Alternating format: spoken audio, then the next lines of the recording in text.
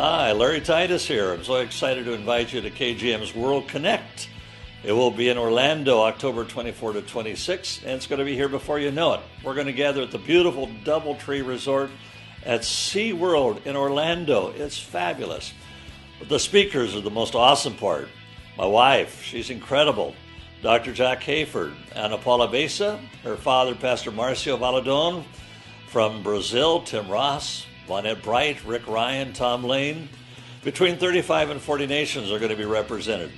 Then we'll have this Legacy Gala. It's going to be a celebration of my 50 years of ministry and my 70th birthday. Registrations are coming in from several states and nations, but it's on a first-come, first-served basis.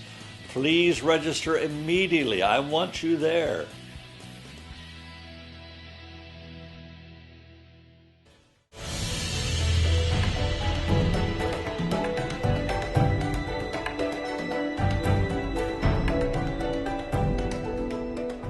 So when I was 2 years old, my parents got divorced. My mom, had an affair, and so my dad was really bitter towards her, and so he was like, a big alcoholic, and he would beat her, and then that's why they did the split, and they went into the joint custody. And on the weekends I'd stay with my dad, and during the week I'd stay with my mom. And during that time, like, my mom got in a relationship with this new guy, and he was like, heavy into drugs. He would deal drugs, and he, shortly after they were together, it would get really abusive. He'd start hitting her, yelling at us, and he was a real big perfectionist. So like I always had to, be all intense and all reformed and all perfect all the time. Everything had to be clean, and after school, on the weekends, I'd sit there and I'd wait at the window for hours and hoping, I can't wait till my dad comes. Even though my dad wasn't perfect and he was a drunk and he did all kinds of crazy stuff, and I'd seen him, beat up his girlfriends and all kinds of stuff like that. But he, loved me with such a real love that it was like my only hope, my only escape, my only joy at the time. And I'd sit there, and sometimes he wouldn't show up, and that would crush me. But, when he did, I was like, oh my gosh, Dad! And I remember one time my stepdad grabbed me, and he pulled me in the room, and I heard the answer machine going, and it was my dad leaving a message, and he's like, I'm so sorry, son, I can't do this anymore. I love you so much, but I gotta go. And at that point, it just crushed me.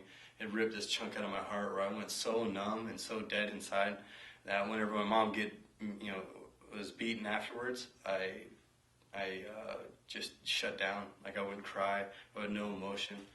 And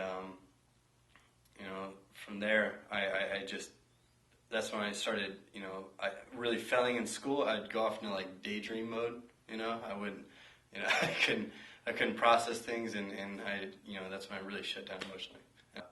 I remember, I saw my mom, she did some drugs, and I came home, and it just crushed me. I looked over, and I saw her, on the couch, and I just told her, I was like, I hate you, and I don't want to live anymore, And I was 9 years old, just like, and I think something clicked in her head where, she had to get out of the situation. And then she met, a new guy, and we moved in with him.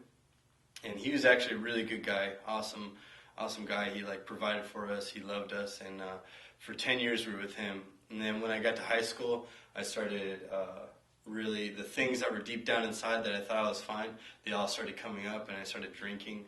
I think my freshman year, that's when I really started getting into alcohol. And whenever I would, all that stuff would come up, and I would just be so angry and so violent all the time. And by the time I got to my senior year, I looked around at all my family and all my friends, and it looked like they got to this level of maturity, and it was like they'd stay at high school, senior mentality, but they'd get like 30 and 40 and have kids. And I was like, I don't want to be like this. And so I ended up enlisting for the Marine Corps. And I got there and went through boot camp and went to School of Infantry. And I remember when I was in School of Infantry, I ran into this guy, and he was like the nerdiest guy you can imagine. You know, he's like a tall, skinny Romanian kid, and he didn't party with us. He refused to drink. He never had sex, never did anything. I thought he was the biggest dork in the world. And I was like, oh my gosh, I hope I don't have to go to war with this guy, you know? And so we finished school of infantry, and then you go to your unit, where that's where the people you operate and do, you know, war with and all that stuff. And he was in my unit, and I'm like, oh my gosh. So that's when our, you know, lives, you know, started, you know, interweaving. And for like a year and a half, I beat him up. I tried to get him to drink alcohol. I tried to get him to hook up with girls, you know, just straight tempting. And I think we went to Thailand we went on a ship, and we went to a whole bunch of stops, and we were in Thailand, and I got drunk, and I passed out in an alley. And I remember him grabbing me from the alley and pulling me for blocks all the way back to the hotel room. And I'm just cussing him, take me back to the bar, you blah, blah, you know. And then he brings me in the hotel room, and he tucks me in, and he puts a pillow on my head, and while I'm cussing at him. And afterwards, they showed me the video of me being all crazy. But in my, you know, and I laughed about it, but in my heart, I was like, man, he loved me when I was just so ugly towards him. I was like, what is this? You know, what's this about? And he tried to tell me about Jesus, but I just kind of blew him off, you know. But from there, at the end of that deployment, I opened up and I told him all the things about my past, all the pain I had, and I never really told anybody about it.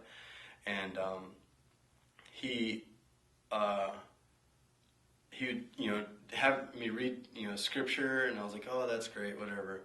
And then on our second deployment, we were getting ready to go to Iraq for the first time, and 5 months before, I remember we were kind of closer, you know, we were getting close. 5 months before, I had to go give blood, and when I was there was like a lady on the TV, and she's saying how all religions are the same, and I'm like, yes, all religions, you know, I can't wait to go tell Eddie, and he'll stop being a Christian, you know.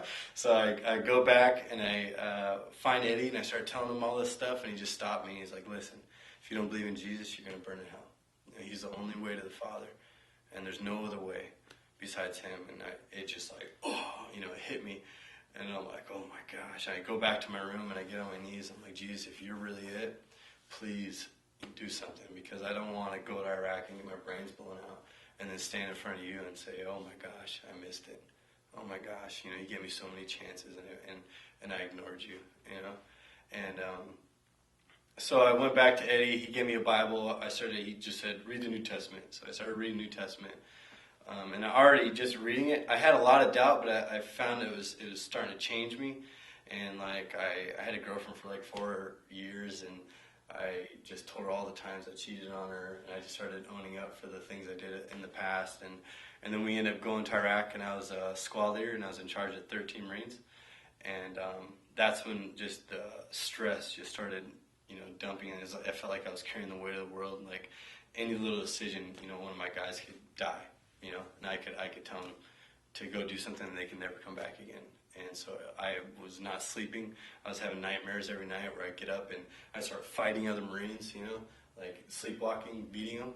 You know, one time I woke up, and one of the Marines was backed up against the wall with his rifle, and he's like, stop, man, stop. And I'm like, oh, you know, what are you doing? What are you doing?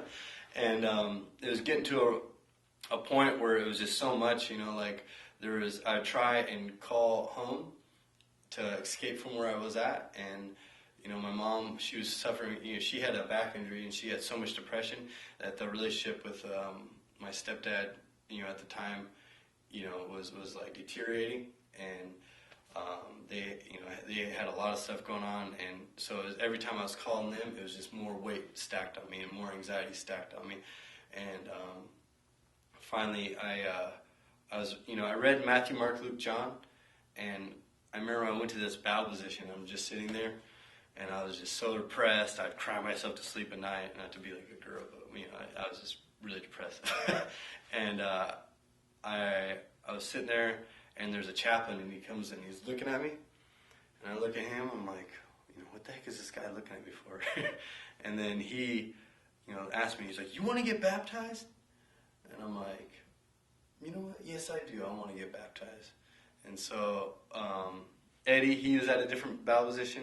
They have him patrolled over to where I was at, and then they chop a water tank in half, and it was like in it's at Alkheim, It was a kind of a big, battle position in Iraq, and there was a train station, and we did it in the parking lot by the train station. And I remember getting there, and I'm sitting in the water, and they asked me, "Why are you here?" And I was like, "I believe that Jesus died for me." And I just started freaking out, crying, and I'm like, "What the heck's going on?" And they don't even let me finish, and they just, dunk me and bring me back up. And when I came up out of the water, like, no joke, where that wound was, where my heart was ripped open when my dad left, like, it was completely, whole, and I don't cry, but I knew 100% that God was real, and all the pain, all the pressure, all the weight that I had fell off me, and I just experienced this crazy months of joy, and sorry. And I remember jumping out of the water, and I just grabbed Eddie, and I'm like, "I love you so much. Thank you so much for telling me all this, and thank you for bearing with me," because I was so ugly towards him. And sorry. From there, and that's when it started. Like, I knew 100% God was real, and I'm gonna live my whole life for Him. I'm not gonna stop.